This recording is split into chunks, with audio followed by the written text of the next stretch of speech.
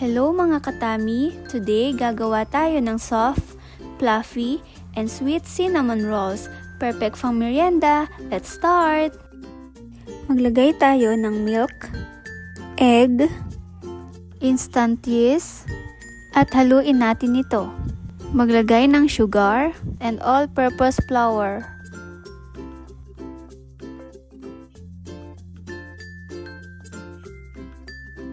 Idagdag ang salt.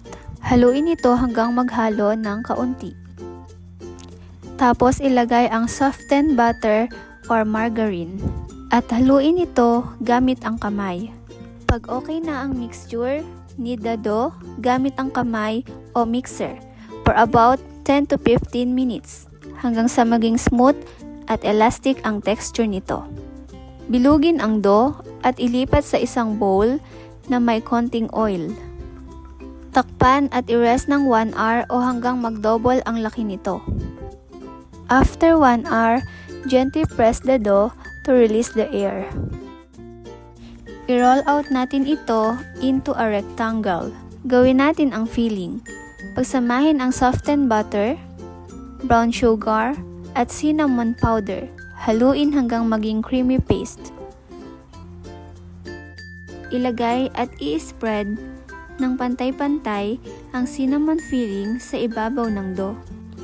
At i-roll natin ito tightly into a log at hiwain gamit ang sinulid. Ilipat sa baking pan na may parchment paper. Takpan ito at i-rest ng 30 to 45 minutes. Tunawin ang butter at i-brush sa ibabaw ng cinnamon rolls. I-bake sa preheated oven for 20 to 25 minutes or hanggang maging golden brown ang ibabaw. For topping, pagsamahin ang butter or margarine, cream cheese, condensed milk, at haluin hanggang maging smooth and creamy. Kapag ready na ang topping, i-spread ito sa ibabaw ng cinnamon rolls. At ayan, ready na ang ating soft and delicious cinnamon rolls. Thank you for watching. Don't forget to like, share, and subscribe. See you next time. Happy baking!